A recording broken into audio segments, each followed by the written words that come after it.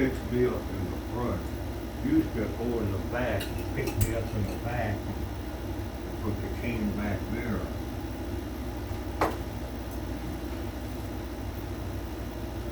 Yeah, old Trump, he goes, at first they had something wrong with the microphones and that, and they thought he was late, but I wasn't late. He said, your microphones and that wasn't working. And then she said, there was supposed, you invited me and you said it was something, Kamala was going to be here or Biden was going to be here. There's nobody here, I'm the only one. They probably set it up that way. But what tickled me, they had three journalists that were going to ask him questions. One was sitting here and here and here on the stage. And she was the only one asking the question. The rest never listened. So, but yeah, I watched him. He don't seem to be under tension. He just kind of smiles at times, and he gets back on him, you know. I don't like the way you asked that, this and that and the other, you know. That's kind of rude. Trump to say it, somebody's kind of rude. But anyway, yeah, of course he's used to it. When he was president, I watched all his press conferences and everything. And they used to really try to make him look bad, you know. And, but he handled it pretty good. In fact, he handled it better than probably a lot of them would. But he's used to it. Trump has been through so much. Well, even when he was, building buildings and all that. I can imagine the things he had to go through, to get all that going, and contractors and unions and mobsters, they're involved in it. And he's been through, for years, been through all that. He can pretty well handle himself in any situation, And that helps relax him. You build a confidence up when you go into tensional type situation. You do that a lot. You become pretty, and you handle it pretty good. You become pretty confident that you can handle anything. Now, if I went into it, I'm not used to that. I wouldn't have any confidence. But that's in anything. If you're used to doing it, you had a lot of practice in doing it, you don't mind going into it, But if you don't, you're nervous and everything. But I think, I watched Vance a couple times. He does pretty good. You watched who? You watched who? Vance. J.D. Vance. Vice President, yeah. And I like the way he talks, yeah. And I saw him interviewed a few times too, although they didn't pressure him like they do Trump, but he handled it pretty good. But well, he's known for being good in debates, isn't he? You what? He's known for being good in debates. Being known to be what? He's known to be good in debates. Oh, is that right? Yeah. Vance. Yeah. But his wife's really nice looking, isn't she? Yeah, she's really nice and friendly, and yeah, I like her. She's Indian, and she's pretty, yeah. And I think I saw something about her. She was involved in a lot of things in government, one thing and the other too. I forgot what they were, but she's pretty experienced too. And but I got a bad feeling that what makes it so bad, if he loses, the country's gone. Dave said the same thing. It's over. Eventually, and they're going to try to do it now. They're going to get them migrants to vote. Immigrants. They'll give them visas, or they'll give them IDs and citizenship. Because who's going to stop them? If they win, they got it. Now they're after the Supreme Court. They want to take over the Supreme Court. They want to change that now. Because that's one thing they don't have, you know. And so I don't know, things don't look good. He can win, but they'll build Kamala up as a nice, moderate, wonderful person, you know. And she's an ultra liberal. She's the cause of a lot of this nonsense we got going on. Not the cause of it, but she thinks the same way, what they're doing now. The open borders and everything, and give free Medicaid and free everything, you know.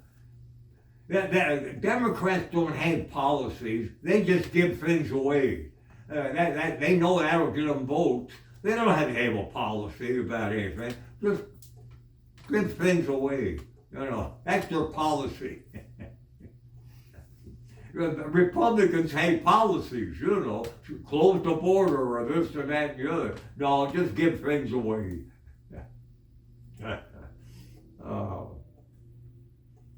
You know, and me, I ain't gonna be here that much longer. I told Dave, and probably you too. It's you people that I'm concerned about too. Y'all gotta live with this, you know. And I know it's financially everything. It's going to hell.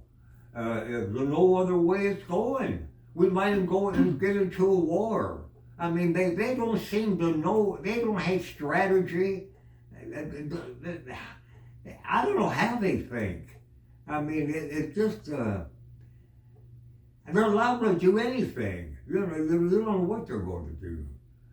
So you were born in 1929, right? About 29, yeah. So you were just a child during World War II. I was about 13, 14 or somewhere around there. Maybe let's see. That was going on 4th Street. Ash Street was on 4th Street when the war started and all that. Well, I remember, I kept up with it. Do you remember how old you were when it ended? When what? Do you remember how old you were when the war ended?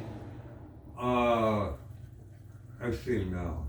It ended in 45.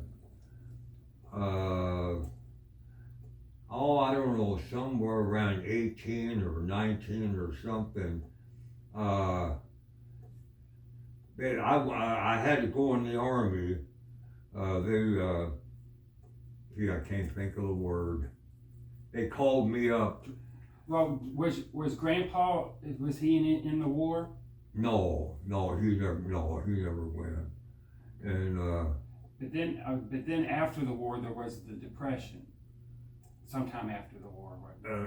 No, that was in 19. Oh, that was the early 30s. That was before the war, the Depression. That started in when I was born, I think. That's when the Depression come on around 1929, something like that. So you don't remember anything about the Depression, do you? No, not really, no. I thought it was normal. You know, I didn't know anything else. So we had to do and all that. I thought that was a normal thing. I didn't even know we were in depression or anything. I thought that was normal, you know. And when you're young, I don't know how old I was during that time. I was young I don't know how old I was. But, and you don't pay that much attention to things when you're young and early teens and that. Although I did kind of keep up with the war and all that, yeah. So did you go to high school? I went to Ahrens for a year. Yeah, I went to, finished grade school. I went to Holland Junior High a year, 9th grade. And I went to 10th grade, I went to Ahrens Trade, and then I quit and went to work, yeah. So you didn't get a high school diploma? No, Or did they even have those back then or whatever? Oh, yeah. Well, see, back then, kids generally went out and worked. It was kind of hard times, you know, in a way. And that was kind of the thing to do. Or you went to school, 8th grade to 9th grade, maybe 10th grade, and you might go to get a diploma. You might go to the 4 years of high school, but a lot of them quit and went to work, you know. It's just a custom back in that day. And so I quit. It was a harder time and money was tight. It was what then? It was a harder time and money was tight back then. No, of course you think it's normal. You know, you don't know a good time, real good times. It was, see, my mom and dad struggled, but I thought that was normal. I mean, I didn't know exactly how they struggled. I know they were, you know, you can kind of tell, but we thought that everybody's having trouble. You know, you're raised up like that. You say, well, that's normal. I mean, you don't know anyway. Is there a better time? You know, you don't know.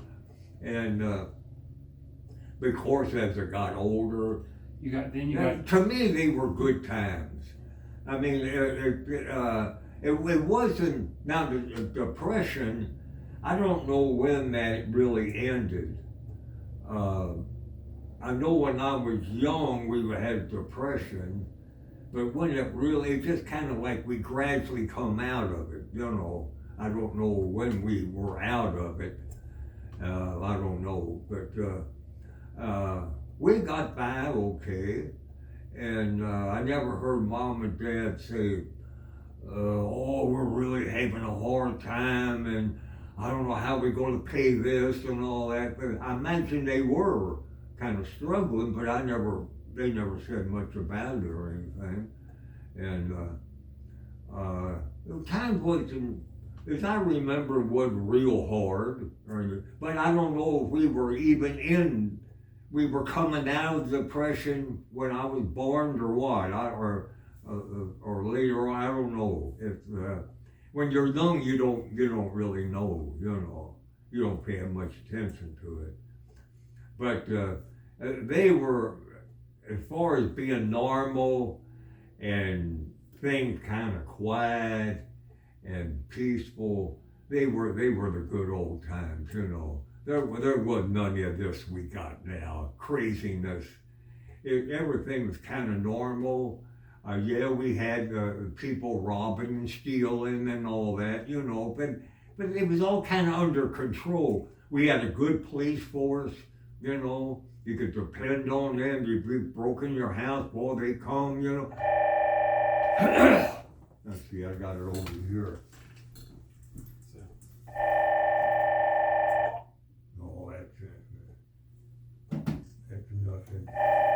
I'm going to put it over here, always sit over here.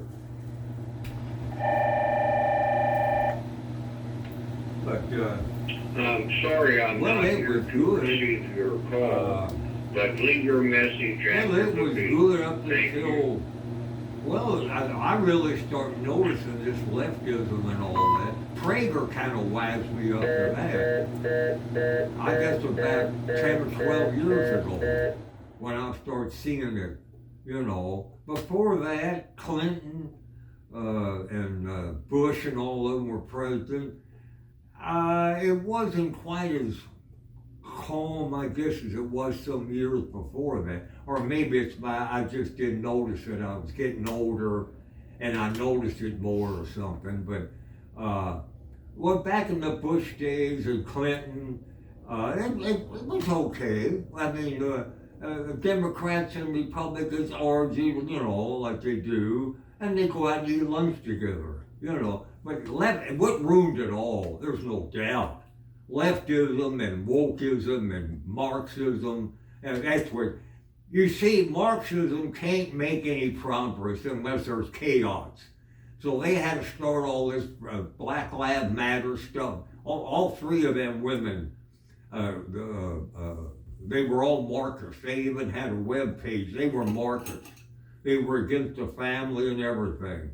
And they started this Black Lives Matter stuff thing going on. And I even saw a movie about communism, how they want chaos. And all this movie was I don't know, back in the 40s or something, and how they need chaos to make progress, you know. And that's what they did. They got us all confused about this and that and fighting each other and bringing up racism. It wasn't that much racism. And it still isn't really. They blow it all out of proportion. They've been doing that for years because they need chaos, you know. They get us fighting each other. And see, they're starting to come out ahead, see? They know what they're doing. If things are normal, we're okay. Our system works. But you get chaos going, and it ends up, they get innards like that. They can get in and do things with chaos. They get people fighting each other and all that. And they get them talking to coming on their side, you know. I mean, but when they tried a lot of years, more communism to infiltrate our system, but they never did do any good. But then they got this chaos going and all that. They start making headway, you know. And it might, but here's the problem. We might could straighten it out a little bit, but they keep mass producing lefties out of these universities and that. And we allow them to teach to hate their country. We allow them to do it. And they keep mass producing these lefties every year. Here comes another group out of universities and different schools. Leftists taking over the school, and they teach them to hate your country and go against everything we stand for, you know. And here they are. They're all over the place now, and I don't know. I don't know how we're going to come out of this.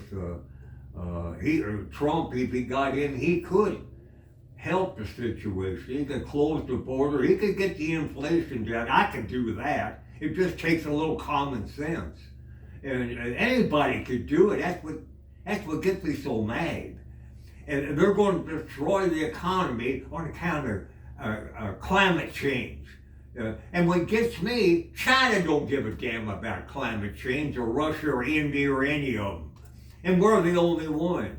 And we think if we do it, it's going to clean everything up. But they ain't got enough sense to go, I don't know, they're stupid to me. And we got a climate change, we're going to die in 8 years, you know, and all that. And China and their economies blew, they're even building coal plants over there. That's how stupid we are. I mean, I can't, well, what's behind it too is globalism, these globalists. They don't like borders. They want us all to, that's another thing that don't make sense. They want everybody to be one.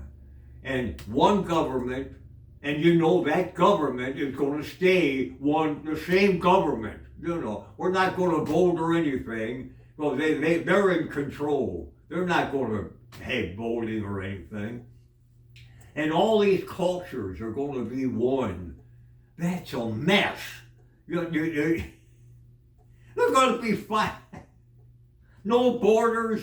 Oh, I can see it. Common sense to tell you that ain't going to work. But they want to do it. They're brilliant. They're university trained and all that. They think they're above everybody, you know.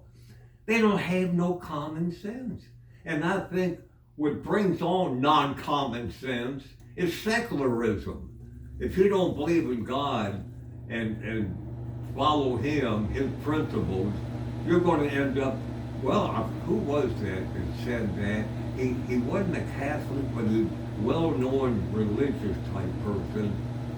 I can't think of his name. Prager brought it up a few times. He said, if you don't believe in God, you don't believe in nothing. You believe in anything. And that's really what it is. You believe in anything. Yeah. Now, Christians, they got some common sense, you know. Maybe some of them don't have it. But overall, they got common sense. Well, even a lot of secular conservatives, they got common sense, you know. But Democrats don't have, all they care about is power, and they're going to get it any way they can get it. Whether it makes sense or not, hurt the country, it don't matter. They're going to get that power. They would destroy the country. We gotta have the power, you know. And that shows you right now, they don't care for this country. They just want power over everybody. It's something about, I don't know, they're addicted to power. They like to control people. That's what communists are now. With our system, we're not out for control. You know, help the people. You know, the government is just supposed to kind of help the people.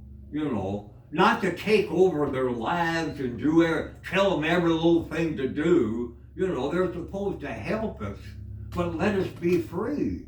That's the way our government's set up. But communism, they want full control. And they'll give you all these things. And you can see it in Democrats. They've been socialists a long time. They give this free stuff away to attract you, you know, get your vote. And then it more or less controls you. When you get all this free stuff from the government, you're kind of, they got a control of you. If you don't do what they say, they take it away. So they got you there.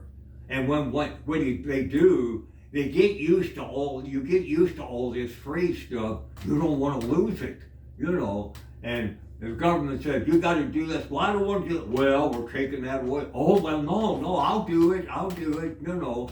They got control of you. Once you start giving things to people, you got control over them. Because if they don't obey you, you take it away. Oh, no, and they're used to it. They know once you get used to it, you gotta have it. It's like an addiction, you know. And if you don't do it, we take it away. So I know I'm preaching again, but you got drafted to the drafted. That's the word I was looking for. To the Korean War, right? During the Korean War, yeah. We was going to Korea, but they changed our orders. We went to Germany. And of course we wasn't in combat, but we had to be ready all the time. That was back in the Cold War, when Russia was, kind of warlike, and we had to be ready all the time. But you never did combat. You were just combat. You never did. Oh combat. No, we never had combat. But we had to be ready to train for it because they were right on the border, you know, and we had to be ready all the time. And you've been through a lot of Europe. Well, Germany. I've been to France, Switzerland, yeah, and Switzerland, France, and all through Germany on maneuvers and everything. We traveled around Hohenfeld, and I come in at Bremerhaven, the port up there at north of Germany. And at one time, I knew more about Germany than I did Kentucky. And we traveled all over, not all over, but quite a bit. And we went on maneuvers at different areas in Germany, you know, and all that. And it was quite an experience. I'm glad I did it. I wouldn't want to go through it again. But it was quite an experience. Yeah, going across the Atlantic Ocean in storms and that, and boy, that old ship would dive and crunch and come back up again and go crunch. Boy, you felt like the whole thing was coming apart. And we weren't allowed on deck because the water was coming over the ship, you know, and everything. And yeah, it was an experience. Yeah, I'm glad I went through it. You find out how much you can take, because when you're in the Army, they kind of put you through it at times, and you find out how much you can take. You're going to have to lay out in cold weather, and we had summer sleeping sacks, and we had to lay out in winter with a summer sleeping sack, and maybe only one blanket, and muddy shoes, and Let me tell you, I'll never forget one morning. I woke up a lot of mornings cold, but this was really cold. Boy, I'll never forget that one morning. Man, it was cold. And then if you don't get sleep, that's tough. You still have to go, go on whatever we're going to do that day. You got to do it. Yeah. That's tough. You didn't get no sleep? Well, that's tough. Yeah, I had fallen arches. Now I don't think they take you in if you got bad arches, but in infantry anyway, you do a lot of walking in the infantry. And I had bad arches, and I was getting blisters on my heel, I think. And I decided to take my arches out. I think that was giving me blisters. Well, they had to bring me back. My arches dropped, and I could hardly walk. And they had to bring me back to the camp in the Jeep, because I just couldn't walk anymore. I took my arches out, arch support, and I thought that was causing my blisters. But I never took them out anymore. Yeah, and I could tell you a lot of tales. Gosh, and we had some fun times too. We would set up positions around a little German town or something, or a little village, and we'd go down there, and their gas houses. That's a beer joint. We call them gas houses, and of course they were kind of glad to see us. They're gonna make a lot of money, Of course we were kind of rowdy, but they did make money off of us. And they were kind of glad that we were there. And you talk about rowdy. We had a long table. We were all sitting there drinking beer. And my buddy was outside. There was a big window behind me. I heard him out there or something. And I sit on the table to look out or something. And I fell down and knocked beer all over the place. And my buddy saw me through the window, and I met him outside in the hallway. We looked at each other and died laughing. We were rolling on the floor from laughing. Me falling down, knocking that beer all. Of course, they cussed the hell out of me. But a lot of things like that. Yeah. Yeah, we go on 3-day passes, went to nightclubs and different things, and we had some fun times, but then we had kind of a rough time too, And I saw Paris and the Eiffel Tower. Went up on the Eiffel Tower, couldn't go all the way. They were working on the up part of it, and I went to Switzerland, so Zurich. I went through Zurich. And France and Switzerland and Germany. Went through a lot of Germany. Went to Garmisch.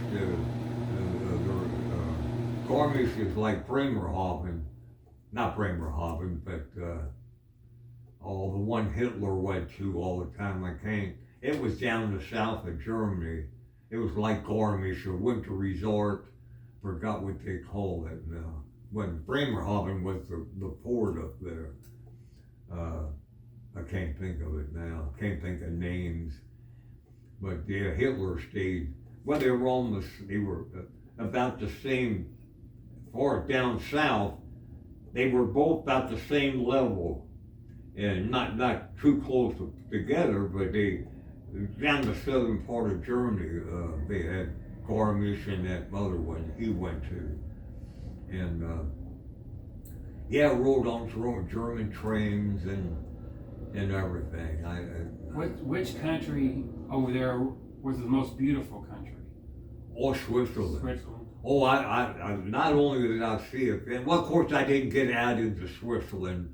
I was in Zurich, where I found out how beautiful Switzerland was watching this motorcycle driver over there. He would ride through Switzerland and film all of it, for about 45 minutes. And I watched him every week. and he went all through the little villages and towns and everything. Oh boy, the mountains and the colors. Oh God, it really, and the beautiful lakes and everything. Really, Switzerland was really nice, man.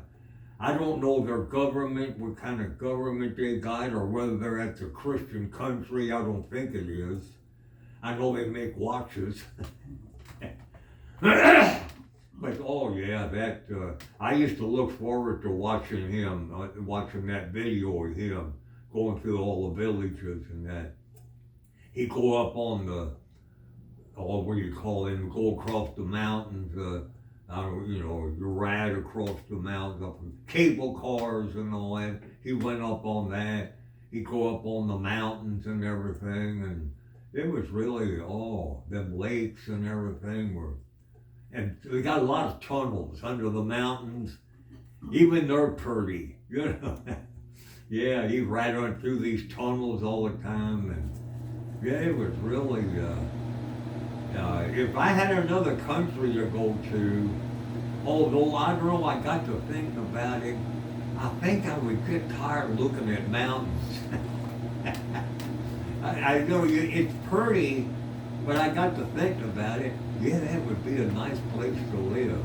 And I thought, I don't know, I think I would get tired of looking at mountains all the time. I'd want to see some, greenery and of course, what I noticed too on them videos, the grass was always cut on the farms.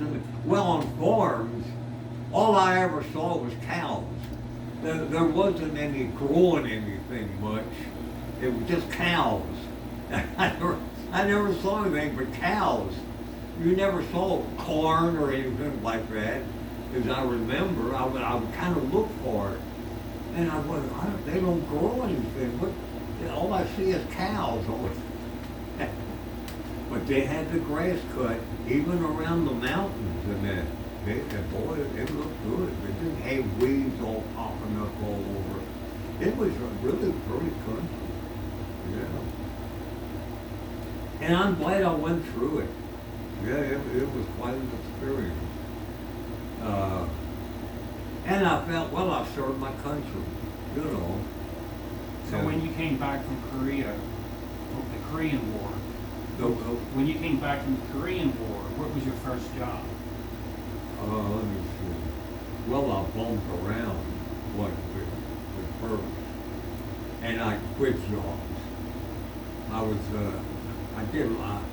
like to run around, not anymore, but I did, dancing and drinking, I never was a big drunk or anything like that, but I like to drink beer, and highballs on weekends and things like that. And I'd get a job and quit. And Mom and them had a hard time with me. I admit, I'm sorry about it, but I changed later on, but I can't say the Army did it. Maybe a little bit. But one time you went to Florida, right? Yeah, I took off, went to Florida. My buddy was down there. I was working at Harvester. Don't ask me my reason. When you're young like that, you forget what your reason was for doing it, And I stayed with him about a week and I come back home. And I remember coming back home, oh man, I had a 57 Chevy then. And the roads were icy and that, all trucks all lined up on hills. And I used my head, I went off the road. And I would come to an overpass, I'd come back on again and go back off the road again. And I got enough traction off the road to get up the hills, The trucks were all stranded and everything. And about 40 miles of it was like that. Oh God, I had a heck of a time. But I got through it. And I went to Florida once, and I came back. I'm not very proud of that, Well, I'm not dealing with teenagers do dumb things, you know. And I guess y'all haven't. You got more sense, but you know, when you're young, you do crazy things. But then after that, you started your own business, right? Do what? After that, you started your own business. Yeah, all around 32, somewhere around there, I started settling down, and I went to Saginaw in business, and I got into, I kept looking at different books and everything, and I always was like Mechanic Illustrated, and they had Von Schrader, the wall cleaning equipment in there and that, and I decided to check on, look at it up, and I got it. And the first job I went on was a drywall. They didn't put sealer under the paint, and that boil the water would just soak right in. The dirt went with it. You loosen the dirt up, and you shove the dirt out on the edge here, boom, it would go right in. You never get it out. And I had lap marks here and there, you know, from the water soaking in, and I was inexperienced and all that. Well, even when I become experienced, I had a heck of a time fooling with it. But she was satisfied with it. I said, oh, I'm sorry about this and that. The water soaked in right away. I couldn't work with it. It would go right on and take the dirt with it, you know. And of course, I learned about it. I found ways of making it look pretty good. And then I would hurry up and fry it off right away. And I dealt with it through the years. Every now and then, I would run into that. They wouldn't put a sealer or something on the drywall, and boy, it'd go right on in. Normal drywall, done right, yeah, I could wash it the regular way, it'd be okay, you know. But boy, they didn't put a sealer or something under it. I guess that's what the problem was, I don't know. All I know is that, boy, that, you wet it down and it's gone. And your dirt goes with it, you know, it just, And after the drywall, you went into another business, right? You what now? After your drywall business, you went into a window. Oh yeah, window clean. Well, my neck and everything was going bad. I just couldn't hardly get the ceilings anymore and all that. I did that for 19 years. Yeah. Walls and I was booked up 3 months ahead at one time. Yeah. Oh, I stayed pretty busy. I had my, it was seasonal, you know.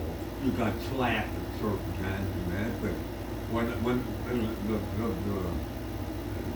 spring and summer, boy, I was going on in fall, you know, and even a little bit November and December at times, yeah. And yeah, and I'd run out every night giving estimates, and boy, you had to be young to do all that. Ooh, I think about that now. Oh my God! But you worked until you about was 83, right?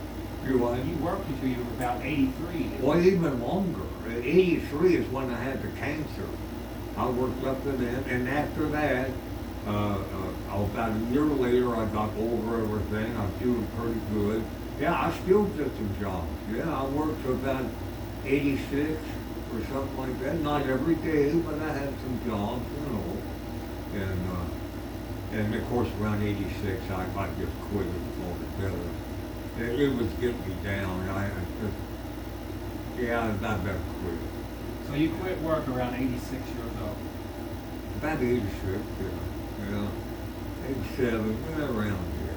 And most people quit work when they're like 65 to 70. Well, that one reason, again, I need the money, you know, and I had to keep working.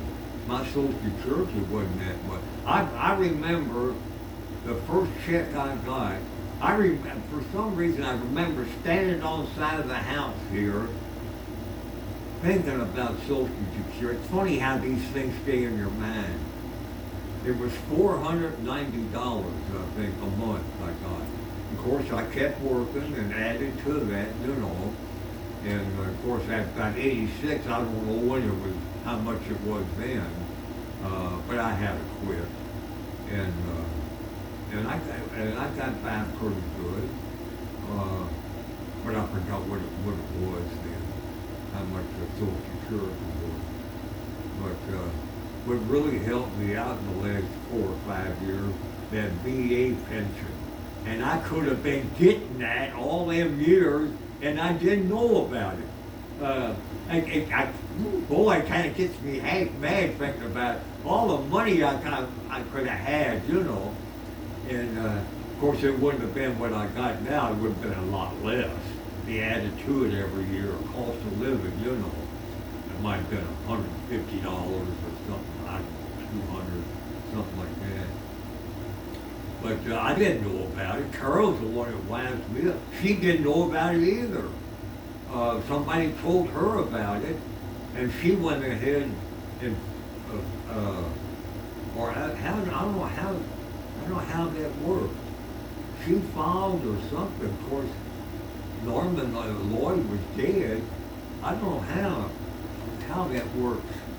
But anyway, I was still living, and I was in the Army, and I could draw it. And she took me up there, VA. She knew where to go and all that. And I signed up and everything, and eventually I got it. I think it was 230, it's about 290 or so now. And cost of living had it on. And that really helps, yeah.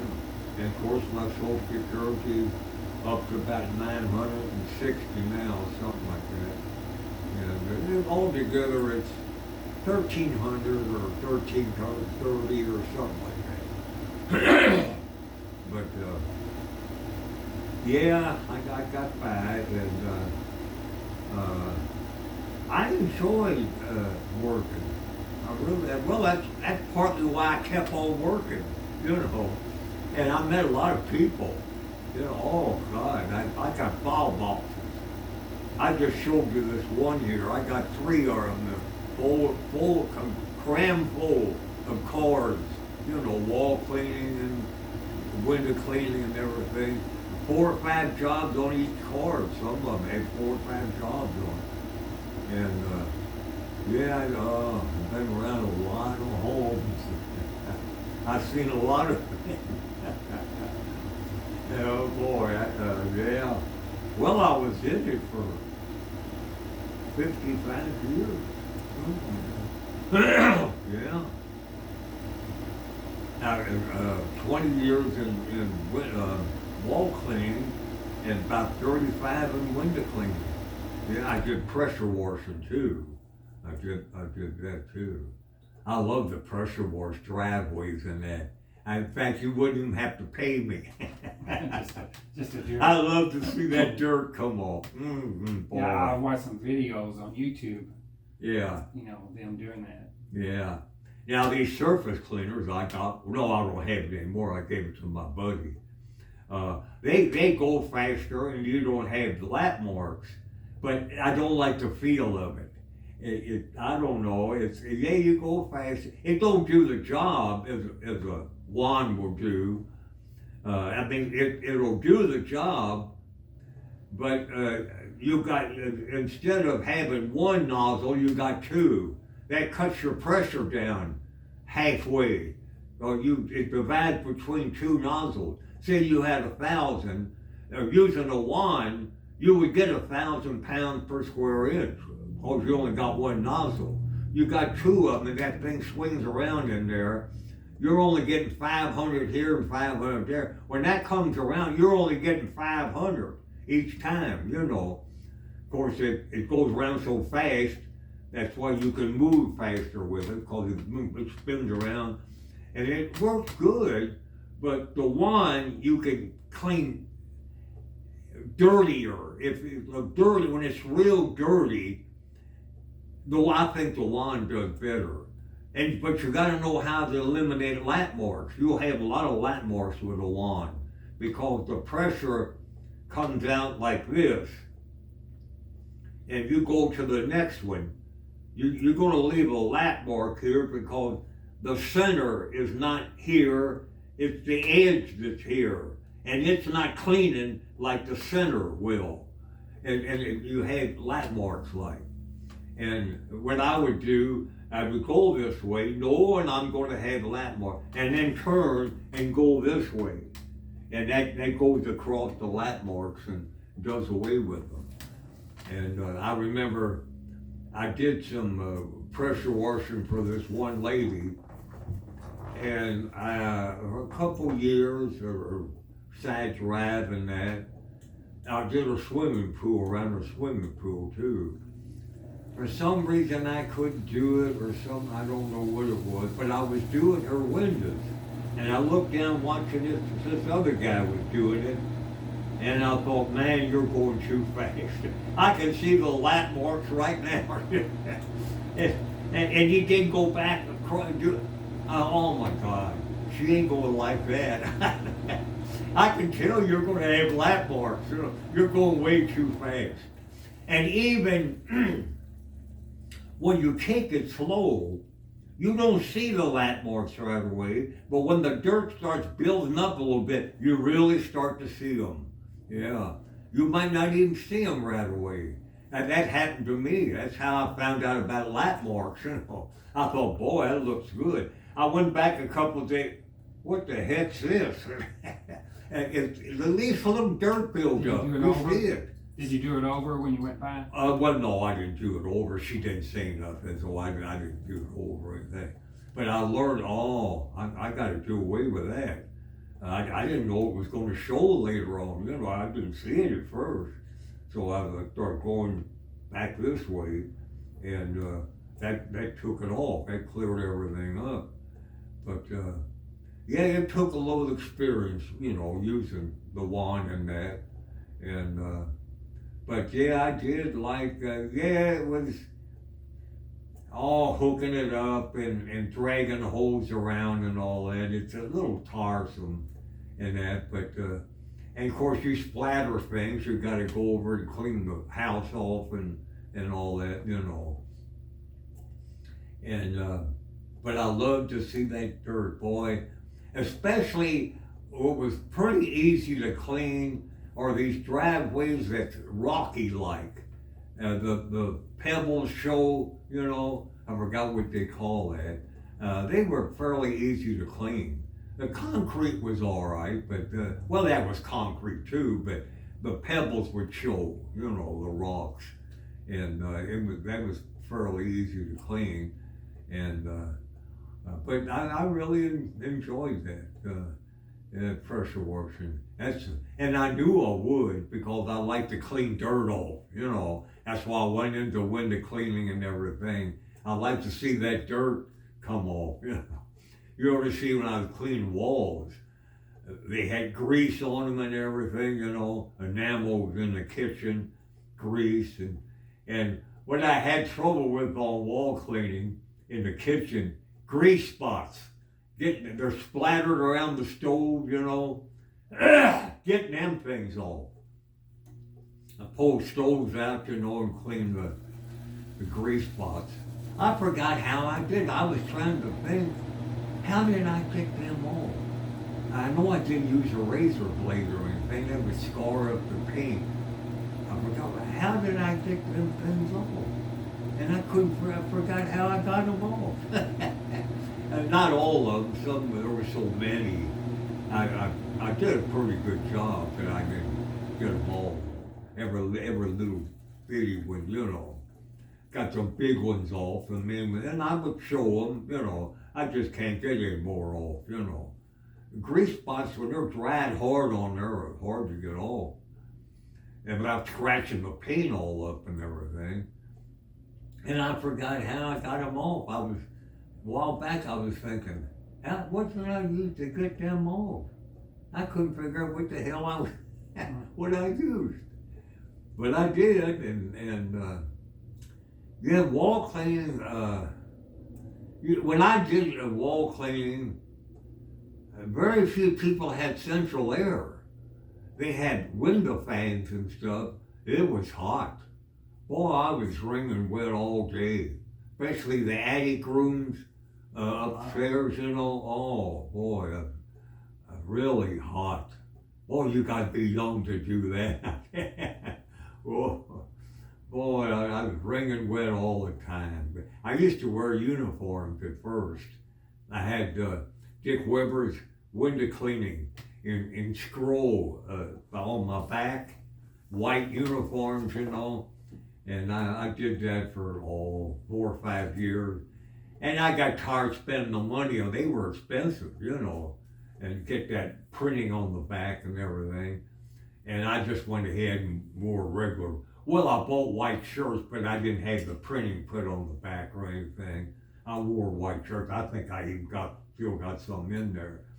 But all down here, where I hung my towel at my belt, it was all gray down here from the dirt, you know, getting embedded in and all that. And I buy new ones every now and then. And but I just use regular. I didn't buy uniforms anymore. I had my truck. I had a brand new truck. Dick Weber, window cleaning, no mess, cost less, and really nice with white truck, you know. Yeah. And that started fading off after so many years. Because I was in it for 19 years, and I put about 70,000 on it and I sold it. I forgot why I did, I can't remember. Can't remember why I sold it. But anyway, at first I didn't have a truck. I had a car, I had to make do with a car. But after a while I bought a truck. And oh boy, and my buddy Bob Hilliard, we used to ride motorcycles together, and I knew Bob for a long time over on Forest Street, and he lived across the street from me and all that. And he saw that I bought one. He said, damn, he said, I was going to get one. You beat me to it, he said. He did finally get one, but not a panel truck. He got one that you could haul a family around in, you know, windows on the side and all that. A few months later, he got one. And yeah, I like that truck. I like that, like you're driving a semi or something, you know, no hood in the front. Of course, semis, they changed them. Years ago, they had semis with no hood in the front, you know. But now, I forgot the reason, accidents or something. They start making trucks with a hood on. Went back to that again. But mine didn't have a hood on. The engine was right next to me here. And but I liked that. And I remember Bob getting in my truck, and he drove, yeah, I like this, you know, like a truck, you know, you're driving a semi or something. And never had no hood in the front or anything. And it was a good old truck. I had trouble with cylinders leaking, wheel cylinders leaking a lot. But I kind of blame it in a way on the first guy that worked on it. I don't think he put the seals in right or something, I don't know. I had trouble with seals on the cylinders, wheel cylinders on the brakes.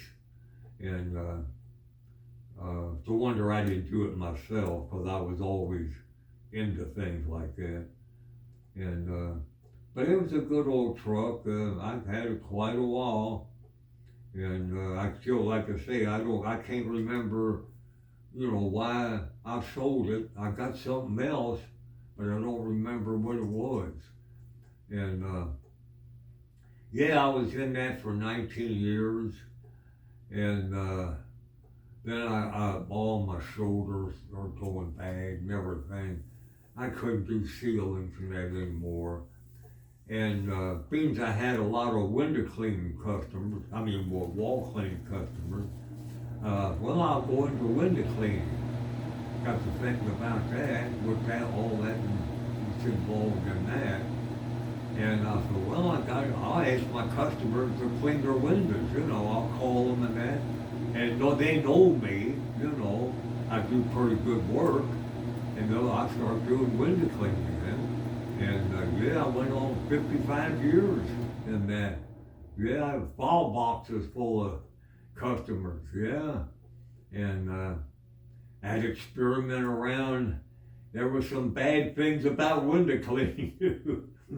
Windows falling apart and stuck, and screen corrosion on the windows. You had to steel wool it off, and yeah, and that wasn't that simple. Working on real high windows. Oh yeah. A lot of times I could clean the outside upstairs from the inside. If I could get the top window down, I could reach over, raise it up, and get the bottom, and I could do the outside from the inside. But of course, a lot of times you couldn't get the top window down, and it would be painted shut. But I would go out and get my scraper with a hammer and go up there and break all that paint loose, and I could get it down, you know. And sometimes, even then, you couldn't get it down. And then I had to go on the ladder. I was even figuring on making something that I could put out the window and hang it on the window and go out in the window and stand on it and do the outside.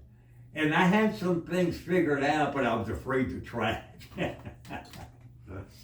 I might damage their paint on the inside. I could have put padding there or something, but yeah, I was figuring on rigging up something where I didn't have to go up the extension ladder and that.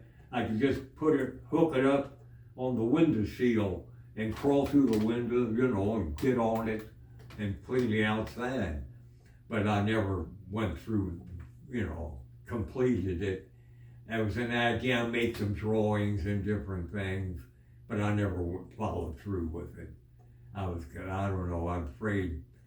I don't know what I was afraid of, but I didn't go through with it. And of course, I think the reason I wanted to do that, it was starting to get to me, lugging these ladders around.